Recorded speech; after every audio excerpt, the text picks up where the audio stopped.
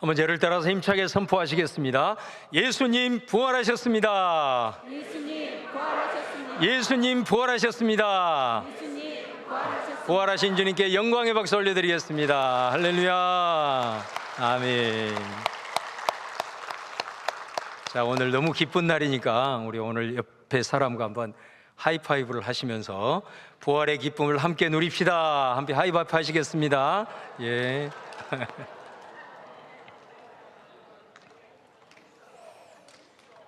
네. 하이파이브 소리만 들리는 것 같습니다. 포스터 하나를 보시죠. 이 포스터는 부활이라고 해서 1916년에 개봉된 영화입니다. 이 영화의 주인공은 바로 지금 포스터에서 나온 대로 클라비우스라고 하는 로마의 호민관입니다.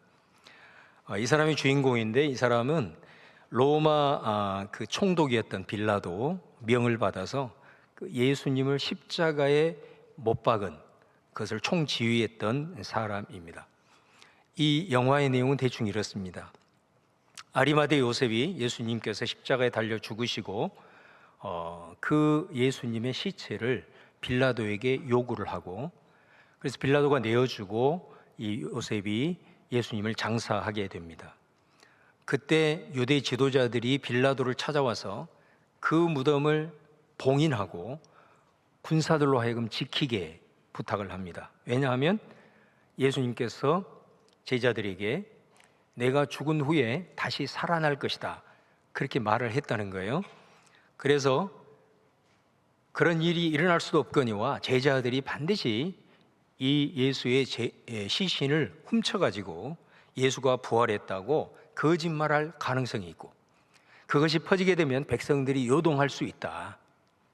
그래서 빌라도가 그 말의 타당성을 인정하고 예수님의 무덤을 돌로 밀봉을 하고 그 다음에 군사들을 시켜서 지키게 한 겁니다. 근데 3일 후에 예수님의 시체가 흔적도 없이 사라지게 됩니다. 그러니까 유대 지도자들의 발등에 불이 떨어진 겁니다. 그리고 다시 빌라도를 찾아갑니다. 제자들이 예수의 시체를 훔쳐간 게 분명하다. 자기들 말대로 밀봉하고 군대들이 거기에 다 지키고 있는데, 그렇게 얘기를 하면서 이 예수의 시체를 꼭 찾아야 한다. 그렇지 않으면 전에 우려했던 대로 예수 부활 이 소문이 퍼지게 되면 백성들 가운데 큰 요란인 사건이 일어날 것이다. 그리고 설상가상으로 로마 황제가 10일 후에 예루살렘을 방문하기로 되어 있는데, 그 전까지 이 문제가 깨끗이 정리가 되어야 된다. 그래서 빌라도가 이 클라비우스에게 예수의 시신을 찾으라고 명령을 내린 겁니다. 그래서 이 클라비우스가 첫 번째 한 일이 뭐냐면은 지금부터 일주일 사이에 죽은 시체들을 무덤을 다 파헤치는, 예수의 시신을 찾으려고 제자들이 거기서 끌어내서 어디인가 숨겨놨을 거다. 예수의 시체를 찾지 못하고 그러는 가운데 누군가로부터 정보를 얻게 됩니다. 제자들에 대한 정보였어요. 그들을 찾아내기만 하면 이 문제가 해결될 것이라고 생각을 하고 이제 탐문 수사를 하게 됩니다. 그러다가 결정적인 단서를 잡고 한 집을 급습을 하게 됩니다. 근데 클라비우스는 그 집에 들어가서 큰 충격을 받게 됩니다. 그곳에서 자신이 찾고 있었던 예수를 보았기 때문입니다. 분명히 시체가 되어 있어야 할 예수가 제자들과 함께 교제하면서 웃고 있는 모습을 목격하게 된 겁니다. 클라비우스는 밖에 있는 군사들을 다 따돌리고 다시 그 집 안으로 들어갔습니다. 그곳에서 예수님께서 의심 많은 도마에게 못 박힌 손과 발, 그리고 창자국이 난 옆구리를 보여주는 장면을 목격하게 되고, 그 장면이 있었던 얼마 후에 예수님이 갑자기 사라지게 됩니다. 제자들이 굉장히 당황해서 예수님을 부르지만은 예수님은 나타나지 않았어요. 그래서 어리둥절하고 있는 상황에서 예수님의 부활의 소식을 처음 들었던 막달라 마리아가 거기에 있는 제자들에게 그 빈 무덤가에 갔을 때 천사들이 자기에게 말해준 내용을 말합니다. 예수님께서 제자들보다 먼저 갈릴리에 가서 너희들을 기다릴 것이다 라는 그 말이었습니다. 그래서 제자들이 그 말을 믿고 예수님을 다시 만나기 위해서 갈릴리로 갑니다.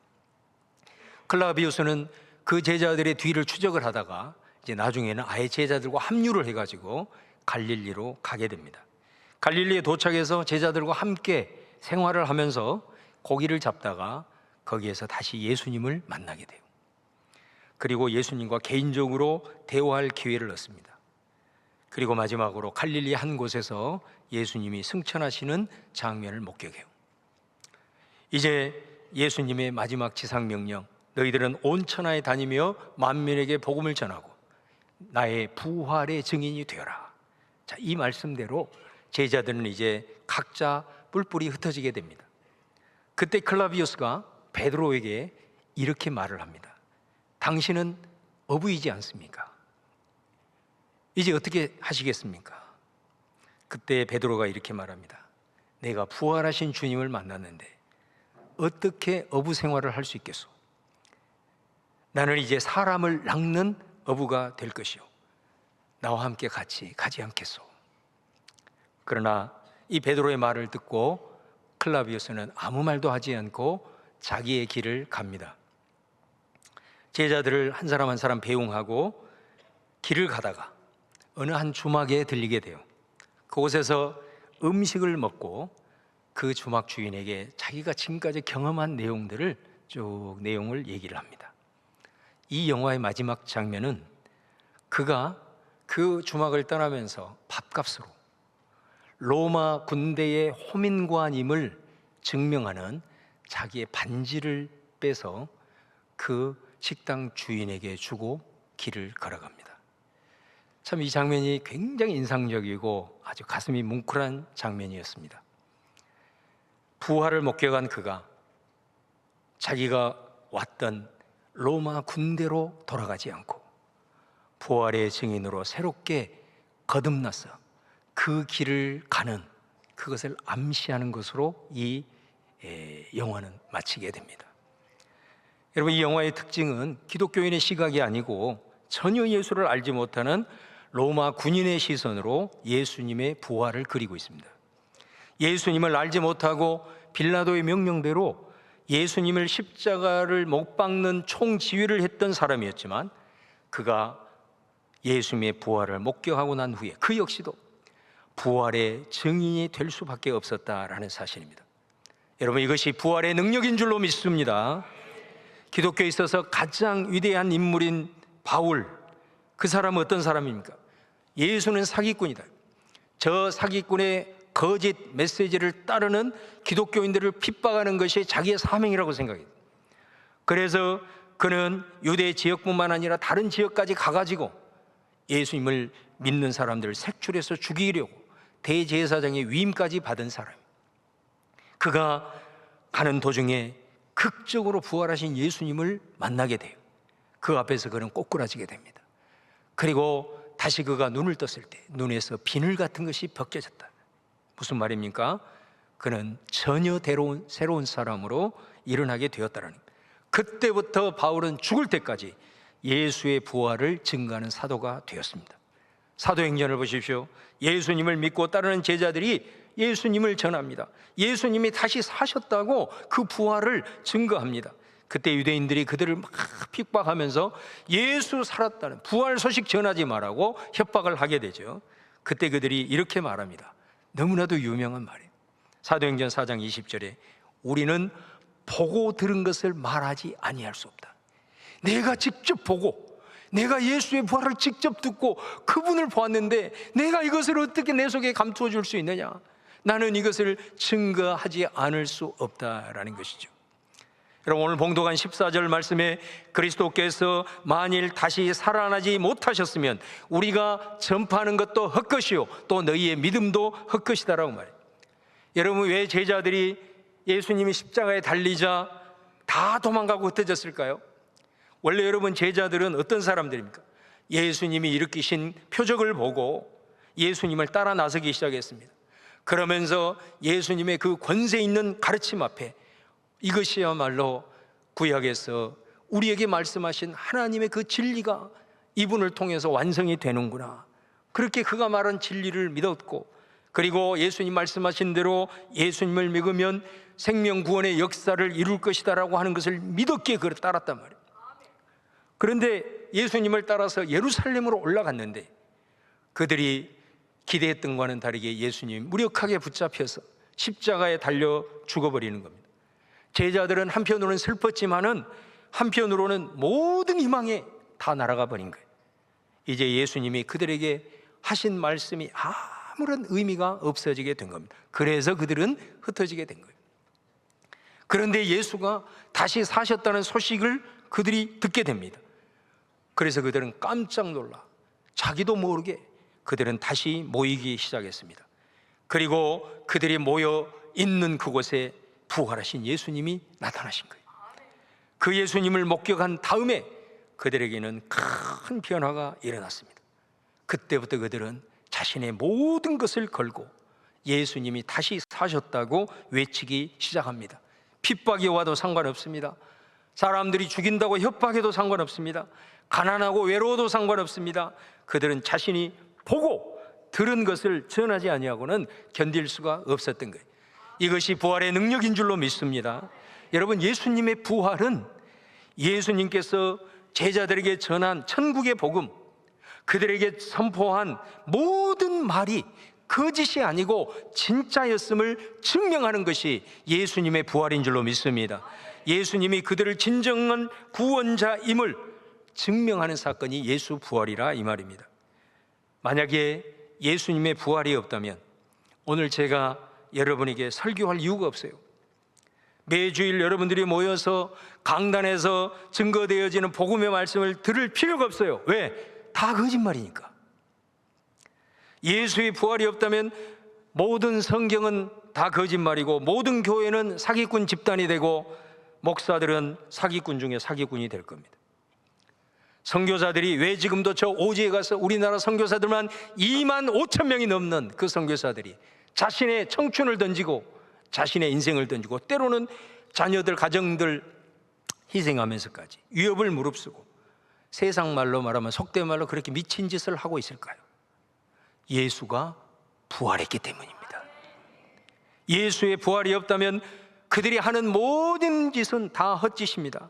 그러나 예수님이 부활하셨기 때문에 그들은 예수를 위해서 손해보는 거고, 그리고 예수님을 위해서 순교도 하는 것이고, 예수님을 전하기 위해서 애를 쓰고 수고하는 것입니다. 14절 하반절에 예수님의 부활이 없으면 우리의 믿음도 헛것이다라고 말해요. 교회 다니는 것, 예수님의 부활이 없으면 다 시간 낭비입니다.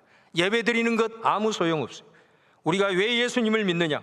왜 우리가 주일날 예배당에 나와서 예배를 드리고 어떤 분들은 매일 새벽에 나와서 기도하는 것입니까? 예수님이 부활하셨기 때문인 거예요. 예수님의 부활이 우리의 믿음의 근거요 이유가 되시는 것입니다. 17절 말씀해 보면 만일 그리스도께서 다시 살아나신 일이 없으면 너희의 믿음도 헛되고 너희가 여전히 죄 가운데 있을 것이요. 예수님이 부활하셨기 때문에 십자가의 죽음의 의미가 있는 거예요. 예수님이 그냥 십자가에서 죽은 대로 끝나버렸다면 그냥 한 의로운 사람, 그 사람이 억울하게 죽었다, 그것으로 끝나는 거예요. 그런데 예수님이 부활하셨기 때문에 십자가의 의미가 새롭게 해석이 되는 거예요. 그거는 단순한 억울의 죽음이 아니라 저주의 사건이 아니라 바로 예수님이 부활하셨기 때문에 예수님의 십자가는 이 세상의 모든 죽음을 이기고, 그리고 죽음의 원인이 되는 모든 인류의 죄를 대속하기 위한 그리스도의 고귀한 희생이었다라고 십자가를 바라보는 관점과 해석이 달라지게 되는 거예요. 그래서 예수님이 부활하심으로 말미암아 십자가를 통해서 구원을 이루심으로 모든 죽음의 원인이 됐던 죄로부터 인간이 해방되고, 그 죄를 가지고 우리들을 끊임없이 미혹하는 마귀 권세로부터 우리가 자유케 되고, 그것으로 인하여서 죽음의 증상인 두려움과 불안과 염려에서 벗어나게 된 것이다 이 말이에요. 십자가가 구원의 능력이 되기 위해서는 예수님께서 모든 죄와 죽음의 권세를 이기시고 다시 일어나야만 했어요. 이것을 위해서 예수님이 살아나신 줄로 믿습니다. 이 사실을 믿는 여러분 되기를 주의 이름으로 축원합니다. 19절 말씀에 만일 그리스도 안에서 우리가 바라는 것이 다만 이 세상의 삶뿐이면 모든 사람 가운데 우리가 더욱 불쌍한 자이리라. 예수님이 부활하셨기 때문에 저와 여러분은 영원한 생명을 얻은 줄로 믿습니다. 예수님이 부활하셨기 때문에 우리는 죽음을 이기는 것입니다. 우리가 장례식에서 많은 사람들이 참 때로는 절망하고 슬픔 가운데 있지만 왜 우리는 그 슬픔을 이기고 그곳에서 절망하지 않습니까? 예수님이 죽음을 이기시고 잠자는 자들의 첫 열매가 되셨기 때문입니다.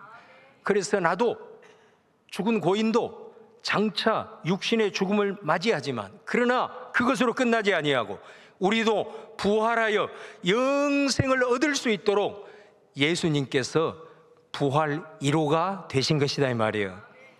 그래서 13절 말씀에 만일 죽은 자의 부활이 없으면 그리스도도 다시 살아나지 못하셨으리라.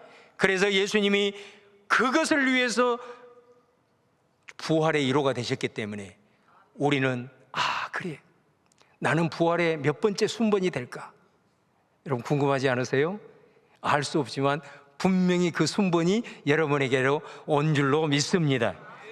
바울은 예수가 부활하지 않으셨다면 세상에서 그리스도인이 제일 불쌍한 자라고 오늘 말하고 있는 것입니다. 우리가 열심을 가지고 예수님을 믿고 주님을 예배하고 주님께 헌신하는 모든 이유는 단 하나입니다. 예수님께서 부활하셨기 때문입니다. 어떤 분들은 예수님의 부활을 증명해 보세요 말합니다. 어떤 증거가 있을까요? 오늘 봉독하지 않았지만 15장 4절에서 8절을 보시면 장사 지낸 바 되셨다가 성경대로 사흘 만에 다시 살아나사 게바에게 보이시고 후에 12 제자에게와 그 후에 500의 형제에게 일시에 보이셨나니 그 중에 지금까지 대다수는 살아있고 어떤 사람은 잠들었으며 그 후에 야고보에게 보이셨으며 그 후에 모든 사도에게와 맨 나중에 만삭되지 못하여 난 자 같은 내게도 보이셨느니라. 여러분, 예수님이 죽은 지 3일 만에 살아나는 것을 목격한 그들 때문에, 바로 이 사람들 때문에, 이 증인들 때문에 예수님의 부활은 계속해서 전해지기 시작했고 그 소식은 시들지 않고 전해져서 국경을 넘고 세계 방방곡곡에 전해지게 되었습니다.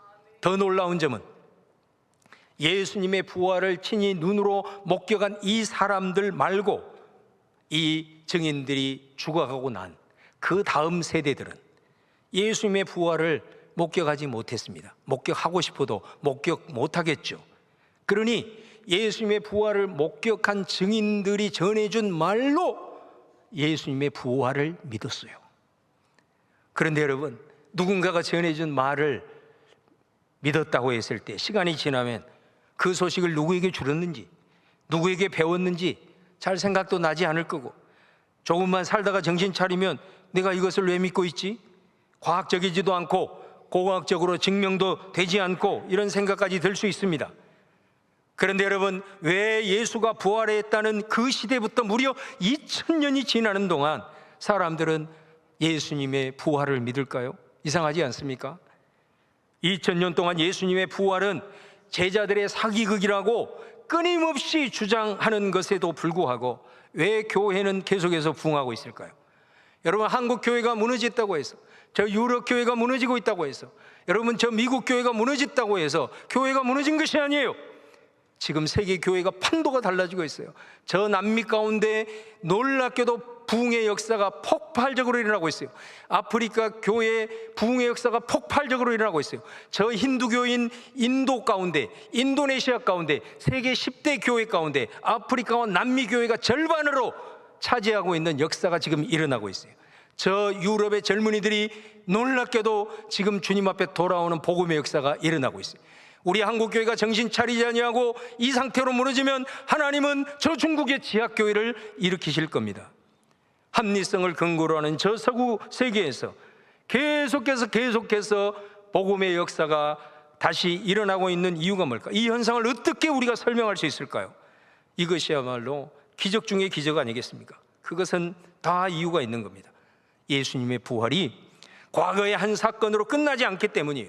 이 예수의 부활의 소식을 듣고 이 예수님이 전해주신 말씀을 통해서 예수의 부활을 믿는 자에게는 그의 삶 속에서 지금 살아있는 이 순간 속에서도 부활 생명, 즉 살아나는 역사를 체험하고 경험하기 때문인 줄로 믿습니다.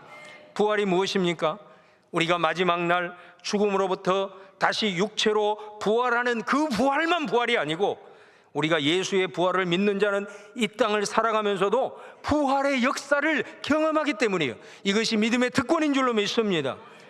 세상은 다 죽음으로 가득 찬다 하더라도 예수의 부활을 믿는 자들에게는 그럼에도 불구하고 생명의 역사가 나타나고 어둠이 가득한 이 시대 속에서도 믿는 자들을 향하여 생명의 빛이 비추어지는 역사가 있기 때문에 그렇습니다. 그래서 이 살아나는 역사가 부활을 믿는 자에게 일어나기 때문에 부활은 2000년 전부터 지금까지 한순간도 멈추지 않고 지금까지 계속해서 이어져 내려오고 있다라는 것입니다.